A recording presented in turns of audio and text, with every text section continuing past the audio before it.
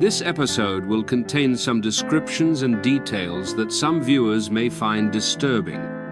Viewer discretion is advised. They called him a freedom fighter. England called him a traitor. But most of what you think you know about William Wallace probably isn't true. Here's what the 1995 Hollywood movie Braveheart didn't tell you about the real William Wallace and how his brutal death shook Scotland to its core. This is the story of a man who was born with nothing but changed everything. A story buried beneath legend, adapted and brought to the big screen by Hollywood, and to this day is studied and debated. From his mysterious beginnings, to the battles he led, to the unspeakable horror of his final days, this is the life and death of Sir William Wallace. If you've seen the 1995 film Braveheart, starring and directed by Mel Gibson, you probably picture Wallace as a wild-haired rebel in a kilt, shouting about freedom with his face painted blue. And although this image is now iconic, epic even, the problem is, most of that is fiction. The real Wallace didn't wear a kilt. He didn't paint his face. He didn't father the future King of Scotland. And he sure as hell didn't win every battle he fought. The truth is murkier and way more interesting. To understand Wallace, we have to look past the legend and dig into 13th century Scotland, a land fractured by war, controlled by nobles, dominated by England, a place where speaking out could get you executed. And it's here somewhere in the chaos that Wallace appears. Not born into power, not from a royal family, just a man, caught in the middle of something way bigger than himself. Let's start with what we think we know. William Wallace was likely born around 1270. The exact year? Nobody's sure. The exact location? Even less clear. Some say he was born in Elderslie, Renfrewshire. Others argue for Ellerslie in Ayrshire. His early life is mostly a mystery. Most likely he wasn't a high-ranking noble, but wasn't a peasant either. His father may have been a knight or minor landowner named Malcolm Wallace. That would have given young William a decent upbringing, educated, maybe even taught Latin and swordplay from a young age. Not the poor farmer with humble beginnings that Hollywood portrayed. There's no evidence he was poor or untrained. And the idea that he was some kind of Highlander outlaw? That's pure myth. We don't get any solid records about him until the 1290s. So what was he doing before that? Possibly training, watching, learning, waiting. And then, everything changed. Scotland wasn't a united country in the way we think of nations today. It was a patchwork of feudal loyalties, clan rivalries, and fragile truces. When King Alexander III of Scotland died in 1286, followed by his heir, the Maid of Norway, just 4 years later, Scotland fell into a succession crisis. There was no clear ruler. That's when King Edward I of England stepped in. Edward was no pushover, nicknamed Longshanks for his height, and Hammer of the Scots for his brutality. He was a seasoned warrior, king who saw Scotland's instability as an opportunity. He invited the Scottish nobles to swear allegiance to him. Some did, others hesitated. And then Edward installed John Balliol as a puppet king, one he could control. It didn't last. Edward soon humiliated Balliol, stripped him of power, and brought Scotland under direct English rule. That's when the real resistance began. Wallace's first major appearance in history comes in 1297. According to chroniclers, he'd already been resisting English control for some time. One famous, but unverified story claims he killed an English sheriff in Lanark after the man murdered his wife. It's dramatic, romantic, and definitely inspired the main plot of Braveheart. But there's no solid evidence that this ever happened. Until 1297, William Wallace was almost invisible to official records. And that's not surprising. He wasn't a noble, nor was he a knight at this time, and he wasn't part of any major Scottish clan power structure. But that year, everything changed. And it started with a murder. Now, most of what we know or think we know about Wallace's early actions comes from a poet named Blind Harry, who wrote a romanticized account of Wallace's life in the 1400s, over 150 years after Wallace died. So take this story with a pinch of salt, but not too much, because there are official English records that back up parts of it. And honestly, even if it's legend, it tells us how people wanted to remember Wallace. So here's the tale. Wallace was living quietly near Lanark, a small Scottish town under the control of the English. At the time, many English garrisons were stationed in Scottish towns, and tensions were boiling over. According to Blind Harry, Wallace had recently fallen in love with a young woman named Marion Braidfute, the daughter of a minor noble. She may have lived at Lanark Castle, or perhaps in a nearby estate. Some versions call her his wife. Others say she was just someone he was courting. Either way, and this part is key, she was important to him. Now, Wallace wasn't exactly hiding his distaste for English rule.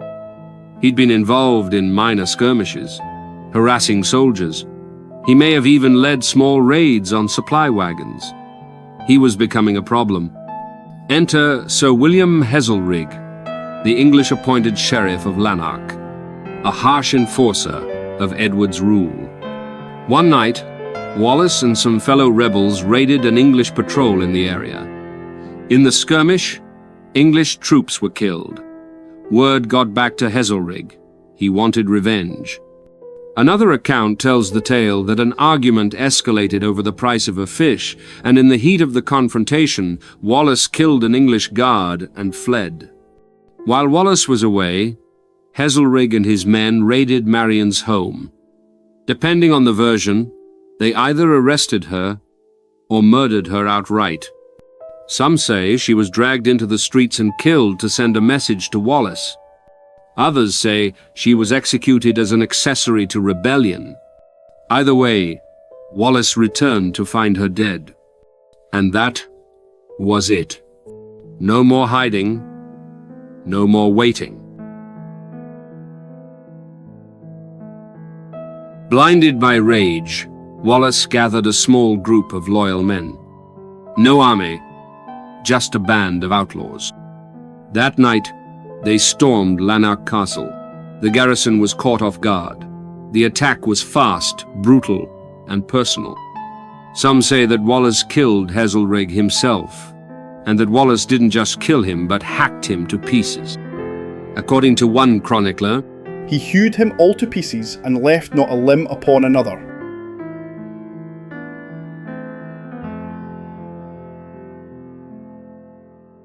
This was personal warfare, fueled by grief and fury. The English soldiers in the castle either fled or were cut down. Wallace and his men lit fires, burned the outbuildings, and slipped away into the night. The murder of an English sheriff was no small act. It was an outright declaration of war. And for the first time, Wallace's name was written down in official English records. He was now considered an outlaw, a traitor, a terrorist. There was a bounty on his head. But in the eyes of many Scots, he was a hero. Now, let's be clear. We don't have court records or eyewitness testimony of what happened that night. The earliest accounts are based on oral tradition and patriotic poetry. But the English did record the death of Sheriff Heselrigg in 1297. So something happened in Lanark. And whether Wallace attacked to avenge a lover, a wife, or simply to strike a blow against English oppression, this was his first major act of rebellion. It lit a fuse. If the story of Wallace killing Sheriff Heselrigg is the spark that started his rebellion, then the tale of Marion Braidfute is the emotional fuel that made it burn. But here's the thing. We don't actually know if Marion was real. There are no English records of a Marion Braidfute, no marriage documents, no legal land ownership tied to her name, nothing concrete. Her story comes almost entirely from the 15th century poem The Wallace by Blind Harry. As mentioned earlier, a wildly popular and deeply patriotic retelling of Wallace's life, written over 150 years after his death. That doesn't mean the story is fake, but it definitely means it was shaped for effect. And what an effect it had. So who was Marion Braidfute? According to Blind Harry, Marion was the daughter of Sir Hugh Braidfute, a noble landowner in Lanark. Some versions of the tale say Wallace and Marion met in secret, that she hid him when English soldiers came searching, and that they fell in love quietly, away from the politics and bloodshed. Others say she was Wallace's wife, and that they had been secretly married before the sheriff's men attacked her estate. In Blind Harry's version, she's not just a love interest, she's a symbol of innocence and home, the one soft thing in Wallace's otherwise hard and violent life. And when she's murdered by the English, specifically on orders from Sheriff Heselrig, it turns Wallace from a reluctant rebel into a man with nothing to lose. It's the classic, tragic origin story. Think of it as Scotland's medieval version of John Wick. They took the one thing he loved and made it personal. So was any of this true? Maybe. It's entirely possible that Wallace did have a lover or wife. It's even possible she was killed in an English raid. Sadly, things like that happened all the time in occupied towns like Lanark. But the exact name, identity, and details? Almost certainly legend. That doesn't mean it wasn't powerful, though. In fact, the myth of Marion Braidfute became one of the most important emotional threads in Wallace's story, especially centuries later, when storytellers looked to bring Wallace back into the spotlight. Fast forward to 1995, when Mel Gibson released Braveheart, and the love story with Murron, a Hollywood version of Marion, became the emotional centerpiece of the entire first act. In the film, Murron is portrayed as Wallace's secret bride, gentle, kind, and everything good in the world he's fighting to protect. When English soldiers attack her, she's captured and executed in public. Wallace then slaughters the English garrison in a fit of rage and disappears into the hills to start his rebellion. Sound familiar? That's Blind Harry, almost word for word. And even though historians rolled their eyes at the inaccuracy, audiences loved it, because emotionally, it worked. It gave Wallace a deeply human reason to fight. Not just politics, not just freedom, but love, vengeance, heartbreak. It made the rebellion about more than nations, it made it personal. And maybe that's why the story's stuck for so long. Even if it's not historically confirmed, it gave Scotland a tragic love story at the heart of its national myth. A story of a man who fought not just for a country, but for the woman he lost. Today in Lanark, there's a plaque dedicated to the spot where Marion was supposedly buried. Local tradition holds that Wallace avenged her death right there in the streets. The stories become part of Lanark's identity.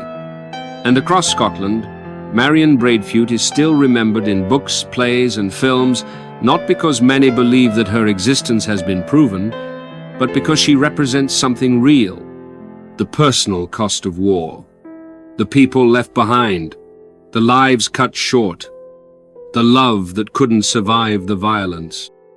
In that sense, whether she existed or not, Marion's story is true, because it speaks to something deeper than fact. It speaks to the kind of pain that turns ordinary people into legends. After Lanark, Wallace went into open resistance. No more hiding, no more hit-and-run tactics. He joined up with other rebel leaders, names like William Douglas the Hardy, Andrew Murray, and James the Steward. They were rising too, but Wallace's fame was spreading fastest. Because his rebellion wasn't just military, it was emotional. He wasn't just fighting for land or titles. He was fighting for something the people could feel: dignity, justice, revenge, and freedom. And the next phase of his fight was going to get a whole lot bigger. What is documented is Wallace joining forces with other rebels and attacking English garrisons. He wasn't alone. Other Scots were rising too, but Wallace stood out. Why? Because unlike most Scottish nobles, he didn't play politics. He didn't hedge bets. He picked a side and fought with everything he had. His biggest moment came in September 1297 at the Battle of Stirling Bridge. It was the battle that turned William Wallace from a rebel into a legend. Forget what you saw in Braveheart. There's no open field, no blue face paint, no dramatic pre-battle monologue, and absolutely no charge across grassy plains with horses and broadswords. The real Battle of Stirling Bridge was way more clever-and way more brutal. It was a textbook example of asymmetric warfare. A small, scrappy force of Scots defeating a much larger, better-armed, better-equipped English army. Not with brute force, but with tactics, with patience, with terrain, with a trap. By late 1297, Scotland was on fire. Wallace wasn't the only rebel leader. Across the country, uprisings were breaking out, English strongholds were under siege, English lords were nervous. And the Scots, after years of humiliation under Edward I, were finally pushing back.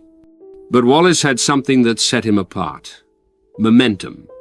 After the attack at Lanark, he joined forces with Andrew Moray, another rising rebel leader from the north. Moray was young, determined, and just as anti-English as Wallace. Together they gathered an army: peasants, freemen, and minor nobles. They weren't well armed. Many of them didn't even have armor. Most had spears, farm tools, and whatever they could carry, but what they did have was a cause. And under Wallace and Moray they marched to Stirling, the key to central Scotland. Why did Stirling matter? Stirling was more than just a town. It was the gateway to the north. Whoever controlled the Stirling Bridge controlled movement between southern and northern Scotland. It was a natural choke point, flanked by bogs, hills, and the winding River Forth. If the English wanted to crush the rebellion, they'd have to cross that bridge. And Wallace knew it. The English force, led by John de Warenne, the Earl of Surrey, and Hugh de Cressingham, Edward's treasurer in Scotland, numbered between 6,000 and 10,000 troops. That included heavy cavalry, archers, and well-trained infantry. The Scots had maybe 2,000 to 4,000 men at most. Surrey's men were confident, cocky even. After all, this was a rabble of farmers and rebels. What could they possibly do against one of the most disciplined armies in Europe? But Wallace wasn't planning to fight them head-on. He had something else in mind. The bridge was a natural bottleneck. The Stirling Bridge wasn't a wide crossing, it was narrow, only about 2 horses wide. And it sat on wooden stilts over the River Forth, which was deep, fast-moving, and surrounded by marshes and steep ground. Wallace and Moray camped on high ground north of the river near Abbey Craig, overlooking the bridge. They could see everything the English were doing, every troop movement, every supply cart, every hesitation. The English were camped on the south side of the river, eager to cross and crush the rebels. But the Scots didn't move. They waited, and waited, for days. Surrey wanted to negotiate. Wallace refused. He was buying time and waiting for the English to make a fatal mistake. And then the trap would be sprung. Finally, on the morning of the 11th of September, the English commanders made their move. They began crossing the bridge slowly. Only a few men could cross at a time. The cavalry had to dismount. The infantry formed columns. And here's where Wallace struck. He waited until just over 2,000 English troops, a small portion of their full army, had crossed the bridge and reached the north bank. Then he attacked. Wallace and Moray led a sudden ferocious charge from the high ground. Their men slammed into the English like a hammer. There was nowhere to retreat. The bridge behind them was jammed, and the river beside them was too deep and fast to swim. Panic set in. The English soldiers were trapped. They couldn't maneuver. Their heavy armor made them slow, and Wallace's men fought with desperation and fury. The Scots cut them down, shoved them into the river, smashed them against the muddy banks. Men drowned, horses panicked. English officers tried to regroup, but the terrain made it impossible. In less than an hour, most of the English vanguard was slaughtered. And as if that wasn't enough, Wallace then ordered the bridge to be destroyed. The remaining English troops, watching from the south side, could do nothing but stare as their comrades died screaming in the river. It was a massacre. In the end, tactics mattered.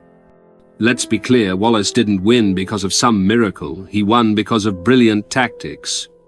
He used the terrain to neutralize the English numbers. Waited until a portion of their army was isolated and vulnerable. Attacked from a higher position, giving his infantry more force on impact. Controlled the timing of the fight to his advantage. Weaponized the bridge itself, turning it into a trap, not a pathway. It wasn't brute strength, it was a calculated ambush, designed to exploit the English commander's arrogance and impatience. And it worked perfectly. The victory at Stirling Bridge was a massive embarrassment for Edward I. His army had been defeated by an outlaw. His treasurer, Hugh de Cressingham, had been killed and flayed. Legend says Wallace had his skin cut off and turned into a sword belt or a scabbard. Was that true? Hard to say. But the message was clear. The Scots weren't just fighting, they were fighting angrily. Stirling gave the rebellion real momentum. Wallace was now seen not just as a raider, but as a military leader.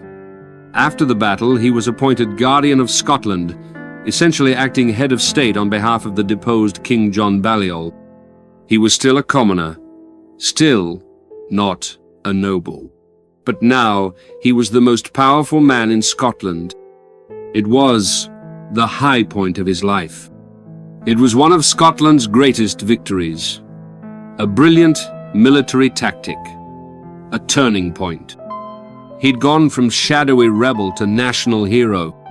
But like most highs in Wallace's story, it wouldn't last.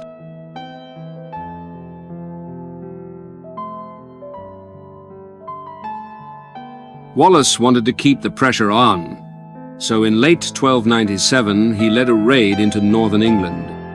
But instead of a precise campaign, it turned into something more brutal: raids, burnings, executions. This wasn't a clean fight. It was medieval war, ugly, bloody, and ruthless. Wallace had seen what the English did in Scotland. Now he was bringing that same terror to their lands.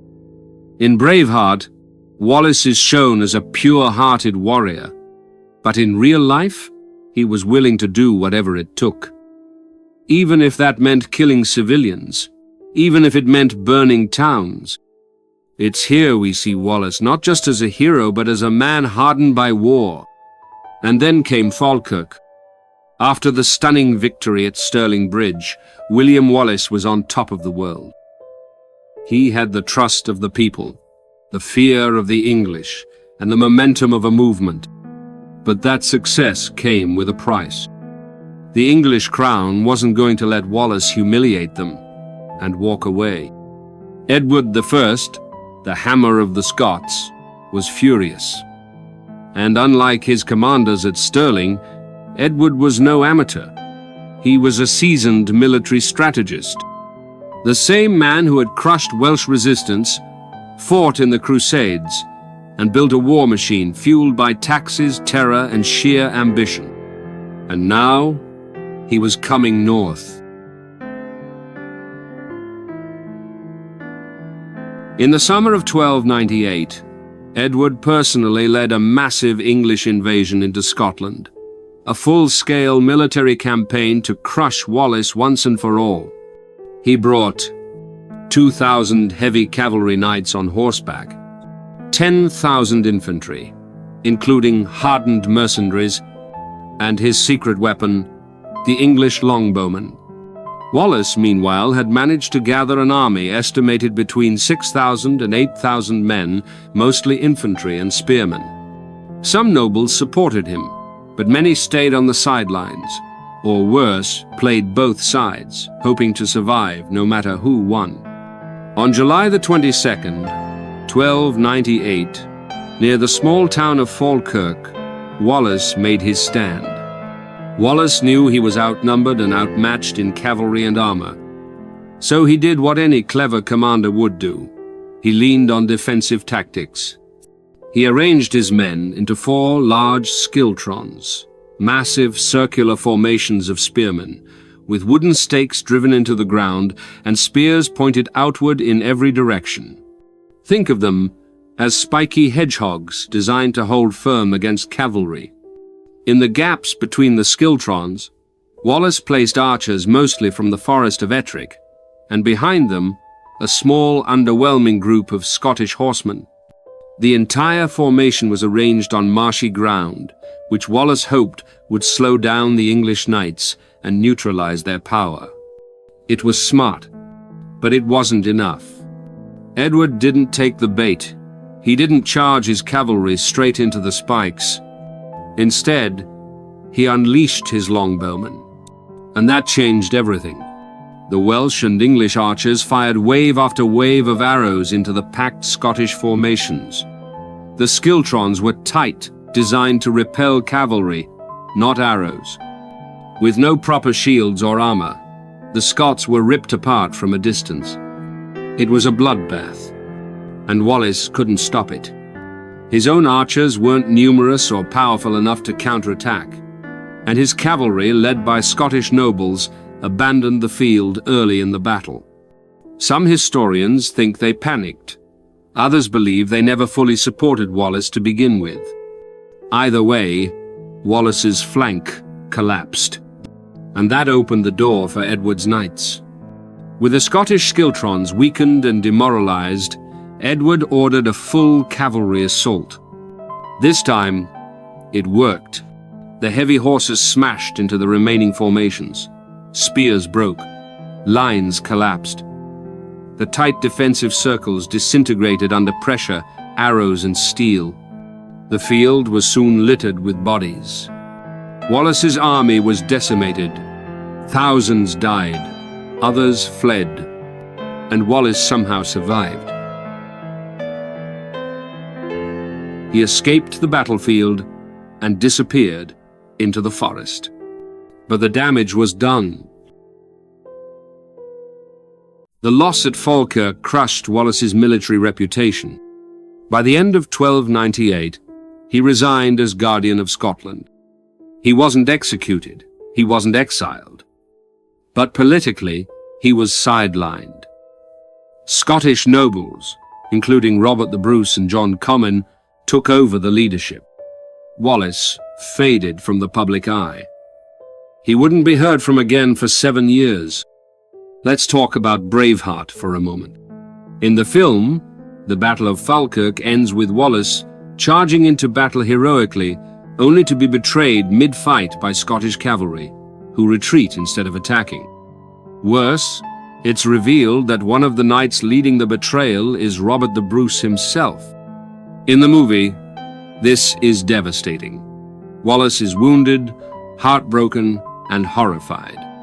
He realizes the nobles he trusted are more loyal to power than to freedom. It's a powerful scene, but it's totally fictional. Here's the truth. Robert the Bruce likely wasn't even at the Battle of Falkirk. There is no evidence he fought for the English. And there is zero historical proof that he betrayed Wallace in any way. In fact, Robert the Bruce had already been showing signs of rebellion against Edward I by that time. The film twisted the timeline and events for dramatic effect, combining different betrayals, political indecision, and character arcs into one symbolic moment. It makes for great cinema and engaging storytelling, but it does a disservice to Bruce's legacy. Because, as we'll see later, Robert the Bruce would become the man who finally defeated England and won Scotland's independence, a goal Wallace never lived to see. And also, the name Braveheart was actually given to Robert the Bruce, not William Wallace. After Robert the Bruce died, James Douglas, who was a close friend, honored his dying wish by taking his heart on crusade. In southern Spain, fighting the Moors, the Scots were surrounded. It is said that James threw the casket containing Bruce's heart towards the enemy, shouting, "Onwards, brave heart, Douglas shall follow thee or die." So, why did Wallace lose at Falkirk? A few reasons. Superior English firepower. The longbowmen were devastating. They tore through lightly armored Scots before the hand-to-hand fighting even started. Lack of cavalry support. Wallace didn't have enough mounted troops to strike back, and those he did have led by the nobility abandoned the field. Wallace was never fully trusted by the higher nobility. They may have tolerated him, but they didn't always back him. Wallace's defeat at Falkirk was the beginning of the end for him politically, but not spiritually. He never swore loyalty to Edward. He never gave up the cause. And although he no longer held power, his name still carried weight. He would soon vanish into the shadows, only to reappear 7 years later in chains. But the dream he fought for didn't die at Falkirk. It just changed hands. For 7 years, Wallace vanished from public view. Some say he went to France to seek support. Others claim he fought a guerrilla war from the shadows. We don't know for sure. But in 1305, the English wasted no time. They dragged Wallace to London in chains. There'd be no trial, no defense, only spectacle. When William Wallace was finally captured in August 1305, there was no great battle, no heroic last stand, no escape. He was reportedly taken near Glasgow by English forces after being betrayed by a fellow Scot, Sir John de Menteith, the governor of Dumbarton Castle, a man who had previously fought alongside Wallace, but had since pledged loyalty to Edward I. That betrayal cut deeper than any sword. Wallace had spent years fighting for a free Scotland, only to be sold out by one of his own. To the English, it was a massive victory. Wallace had become more than just a rebel. He was a living symbol, a myth. Capturing him was like capturing the soul of the rebellion. At this point in 1305, the rebellion had been on life support for years. Scotland was fractured. The nobility had bent the knee. So Edward I decided to destroy him, not just physically, but symbolically. This wouldn't be a simple hanging. This would be a performance, a warning, a public display of what happens to anyone who defies the crown.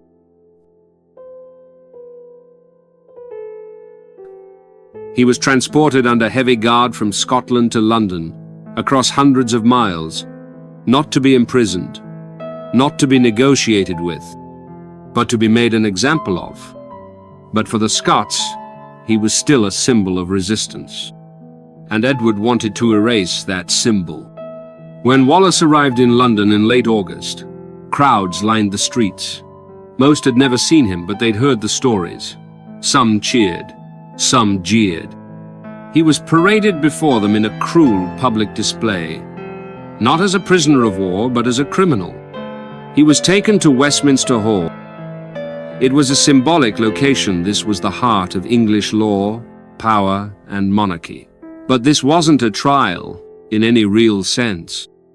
He wasn't allowed to speak in his defense. He wasn't allowed counsel. No jury, no defense, no justice. Just a list of accusations read aloud by English judges. The charges were long: treason, murder, arson, robbery, rebellion. Wallace's response, according to the record: I could not be a traitor to Edward, for I was never his subject. It was true. Wallace had never sworn fealty to Edward. He considered himself loyal only to Scotland. But Edward didn't care. The verdict was already decided. Guilty. And the punishment was the worst England had to offer. The most brutal execution the English crown could legally carry out. Wallace was sentenced to be hanged, drawn, and quartered. This wasn't just execution, it was the ultimate form of state cruelty. Designed not just to kill, but to destroy a person so completely, no one would dare follow in their footsteps. On the morning of August 23rd, Wallace was stripped naked, tied to a wooden hurdle, a flatboard, and dragged by a team of horses through the filthy streets of London. From the Tower of London to Smithfield for nearly 2 miles, people spat at him, threw waste, jeered, and screamed. But others were silent. Not everyone saw a monster. Some saw a martyr. This journey was brutal in itself. He was bounced, battered, and humiliated. He was tied so tightly that the ropes would have cut into his skin. By the time he arrived at Smithfield, he was bruised, bleeding, and probably semi-conscious. But that was only the beginning. At Smithfield, Wallace was then hanged by the neck, but carefully, deliberately, cut down before he could die. The idea wasn't to kill him quickly. It was to bring him to the edge of death, and then keep going. By this point, Wallace was likely semi-conscious, gasping for air, muscles twitching from lack of oxygen. But the horror would continue. The next stage, dismemberment, while still alive. Wallace was then disemboweled. His abdomen was sliced open. His intestines pulled out slowly, inch by inch, and burned before his eyes while he was still breathing. There are reports that his genitals were also cut off. A symbolic attack on his manhood, his bloodline, his very identity. These were then also thrown into the fire, and he was forced to watch it all. Some in the crowd laughed, some cheered, but not all. Chroniclers noted that even hardened witnesses were sickened by what they saw. There was a hush as the execution went on, not reverence, but revulsion. People had come to see a spectacle, but they got something else, a slow-motion execution that went too far, even by medieval standards. One chronicler described it as the most terrible of deaths, met with the most unyielding resolve. Wallace, according to some sources, never begged. He never cried out. He never asked for mercy. Whether that's true or part of the myth, we'll never know. But it's how he's remembered. Only after the torture had gone on long enough, and only when death was unavoidable after this prolonged agony, was he finally beheaded. His head was removed and held aloft for the crowd to see. It was a final act of mercy. But it wasn't the end. Not for Wallace. Not for the message Edward wanted to send. The final stage was the quartering. His body was cut into 4 parts, arms, legs, severed from the torso. This wasn't just mutilation. This was symbolic dismemberment, taking the man who once united a nation and breaking him into pieces. His head was dipped in tar to preserve it, and placed on a spike atop London Bridge, a warning to all who crossed. It was left to rot in public view. It stayed there until the elements and the birds stripped it bare. The rest of his body was scattered. 1/4 of his body was sent to Newcastle, a key English town near the Scottish border. Another was sent to Berwick upon Tweed, a contested city that had changed hands during the wars. A third was sent to Stirling, where Wallace had won his greatest victory. The final 1/4 was sent to Perth, once a Scottish stronghold, places where Wallace had fought or held influence. His death was meant to destroy the myth of William Wallace, but it only strengthened it. Even in death, he defied Edward. Edward wanted to erase Wallace. Instead, he immortalized him. The brutal execution didn't end the rebellion, it inspired it. Wallace became a martyr, his courage etched into the national memory of Scotland. Even English chroniclers who despised Wallace recorded the shock and horror of what was done. One medieval account said, He died in great torment, but bore it with dignity. To this day, Wallace's execution remains one of the most barbaric state-sanctioned deaths in British history. And incredibly, no full remains were ever buried. No grave, no tomb, no resting place. His head was eventually replaced on the London Bridge spike by the heads of other rebels. His body, scattered and forgotten. But his name, that was carved into stone. King Edward wanted to wipe Wallace's name from history, to frighten Scotland into obedience. But it didn't work. Wallace's brutal death didn't end the fight, it only made it more personal. It showed the world that England could kill the man, but not the idea. And that idea, freedom, identity, defiance, spread. Edward I died just 2 years later, in 1307. He never saw Scotland defeated. Because Wallace's death planted a seed that would grow into full-blown rebellion. In Braveheart, Wallace's final word is, "Freedom!" shouted in agony as he's executed. There's no historical record that he actually said that. However, in the end, his death meant freedom. Not immediately, not easily, but eventually. Robert the Bruce, inspired in part by Wallace, would go on to lead Scotland to victory at Bannockburn in 1314 and secure Scotland's independence. Wallace never lived to see it, but his death helped make it possible. Wallace's death didn't stop the rebellion, it only fueled it.